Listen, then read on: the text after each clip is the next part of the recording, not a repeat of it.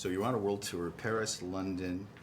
Tell me about Munich. Don't forget Munich. Okay. Tell me about the international response to the film. I think the international response to the film has been great.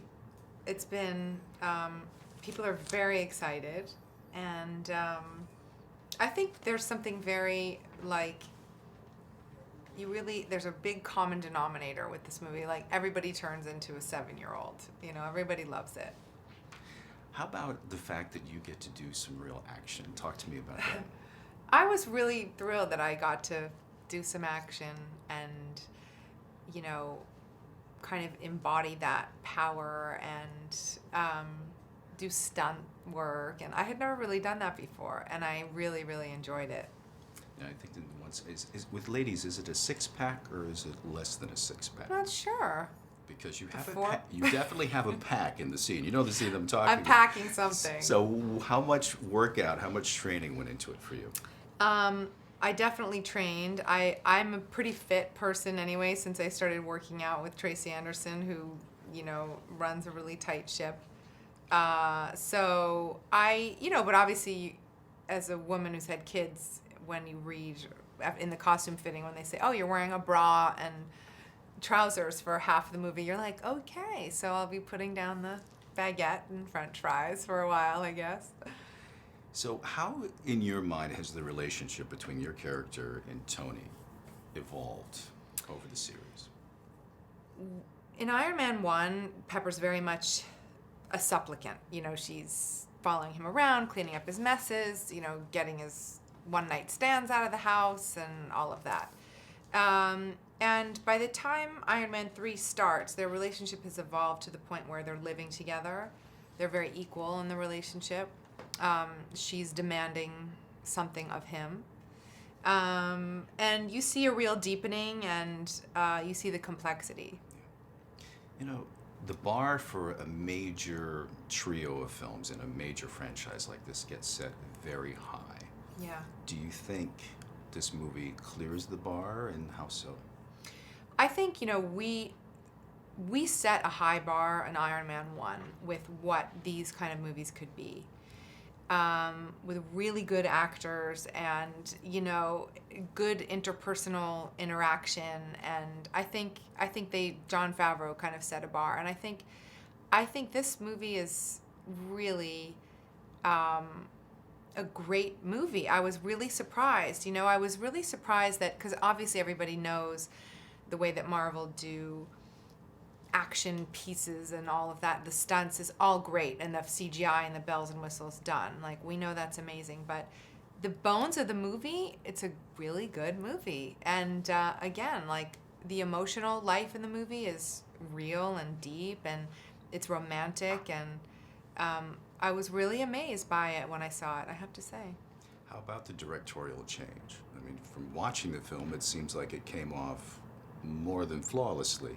Yes. How about from your perspective? I mean, to be honest, I had a hard time with Jon Favreau not directing it at first. It was very difficult for me. I love Jon, and Jon cast this movie. Jon cast half the Avengers.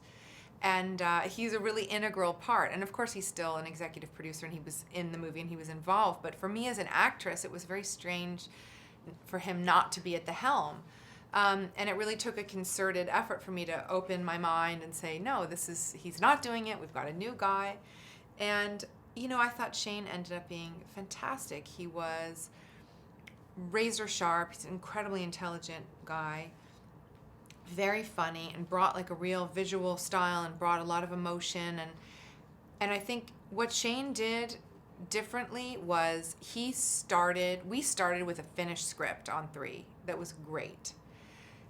1 and 2, rewriting the whole time, rewriting on the day. And, we started from a really solid place. And I think he did an amazing job. Some amazing new cast members here. I mean, one thing about this movie is we can't talk about it too much because there's so much we don't want to give away. True. But talk to me a little bit about Ben and Guy, Rebecca. It was really nice to have actors of that caliber join. Rebecca Hall is fantastic, and it was nice to have another woman to do scenes with and talk to. She was really interesting and really talented, and Guy Pearce as well. It's like, and all of the all my son's mothers in their class in London, they're all obsessed with Guy Pearce when he was on Neighbours. So I was like texting like, yes, he's really nice, he's really cute. I'm like, what are they? It's from Neighbours, this soap opera he was on. Anyway, he was great. And Ben Kingsley, I did not get to work with him, unfortunately, but we had lunch one day and I was thrilled. I thought that was an incredible performance on his part. Yes, he was brilliant. One last question. I mean, is it closing? Isn't it closing? But you've worked with Robert through the whole thing. Yes. Do you develop a personal relationship with someone like Robert over time? Is that, you become friends? Does it change over time? And then do you hope that you work together again? That type of thing. I think we have a really good working relationship, and I know we'll work together again. I don't know if it'll be in the pepperoni, as the internet calls it, twosome, but we have a great time, and I'm sure we'll be together again somewhere. And I know it's tough from an actor's point of view to have expectations for a film, but do you have expectations at all for how you hope the audience will receive or perceive Iron Man 3? I know the audience will love it because I'm a really tough customer, and I loved it. And for me, it's wonderful to participate in something where, for me, the exciting part is I think the female audience will be really happy to be dragged along to this movie because of what happens with Pepper.